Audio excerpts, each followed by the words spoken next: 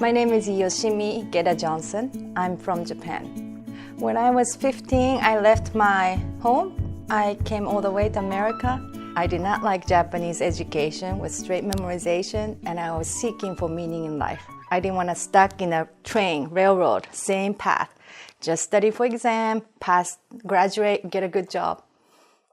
I knew there was more to life than that, so I kind of escaped. First time I landed in America was LAX in Los Angeles. I could not speak any English. And they were trying to communicate with me, and I could not say a word. I couldn't understand a thing. But I was trying to impress them. So only sentence or words that I could put together as we were driving home on the highway was, "This is a big road."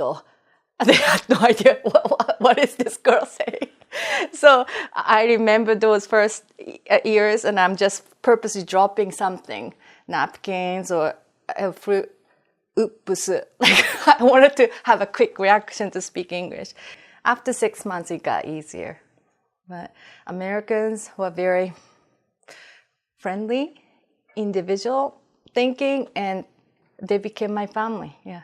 In America, all my classmates, dorm mates, teachers were Christians, and they were all praising God, worshiping God, getting up 6 in the morning, reading Bible.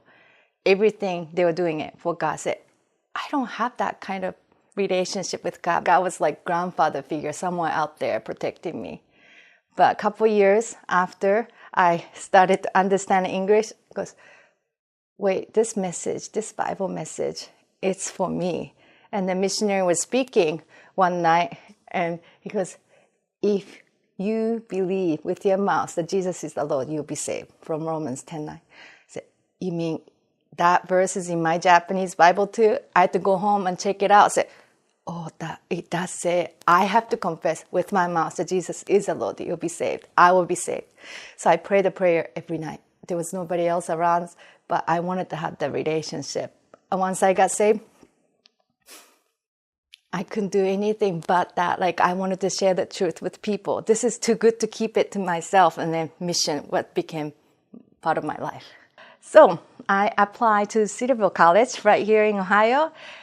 My TOEFL score wasn't quite right. So they said, study for English 1 more year. And by then, I started dating this wonderful man, also attending Cedarville College. He was headed to China. Actually, that's how we met, going to IFI.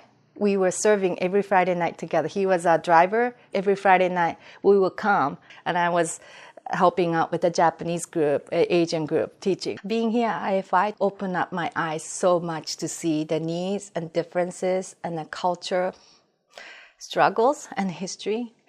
Here I was trying to reach out to not just my people, Japanese people. There were Korean friends, Chinese friends who were all attending this Friday night meeting. And they found out I want to go to Asia. We didn't know which country yet.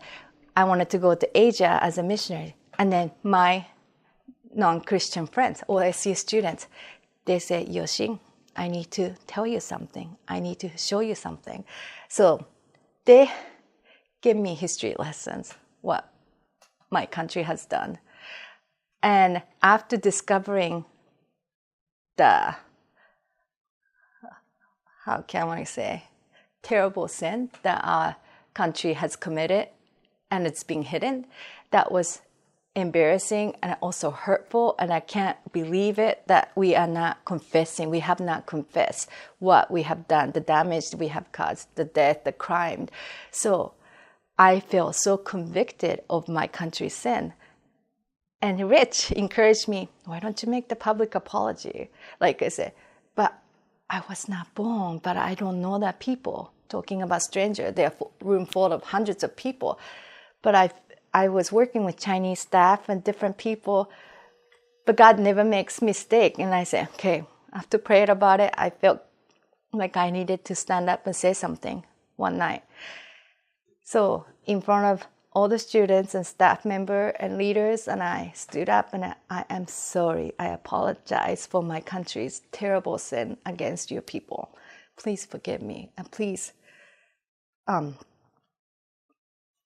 pray for them. They had no idea what they were doing, and asked for their forgiveness. And next thing I know, Dr. Suzuki, like other Japanese guy, was standing up. Other Japanese student was standing up, bowing. So sorry. And there was a Chinese, one of the Chinese staff was standing up in tears and forgiving us. And it was a beginning of apology journey, like a healing journey. So every time I'm among the people, I don't consider them strangers or enemies. Like they're the people I get to love. So we being missionary teachers, we were sent not to China first. We were sent to Korea, and we transferred to Turkey, but got kicked out. God was still speaking to my husband, China. But in my mind, I said, I don't know China. They don't really like Japanese either. But God took us there. We've been there for 9 years. Great place and great people. And I'm loving what we get to do. Every day we study Japanese. They were the one who came up. Sensei, second year student. Sensei, we need to go tell them about Jesus. They need the gospel. I said, they do. We've been praying for them. They still don't know. Only 0.1% of Japanese are Christian. So we need to go. So make a field trip to Japan. And that happened when I was 7 months pregnant. It just opened up eyes for the young people, and some of them are back in Japan ministering. So it's encouraging. But I'm also excited what you do here in Ohio, right here in Columbus. You don't have to be going to the field. Like some of us get to be living overseas, but you can do mission work right here. So many open doors. You don't have any restriction. You get to have Chinese student, PhD, master, undergrad students over at your house in your living room.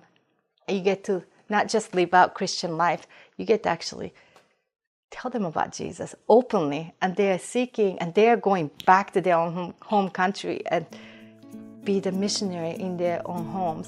So this is an exciting ministry. I believe in it, and I hope more people will catch on fire and pass on the love to Chinese people and all the Asian, all the internationals, because God's good.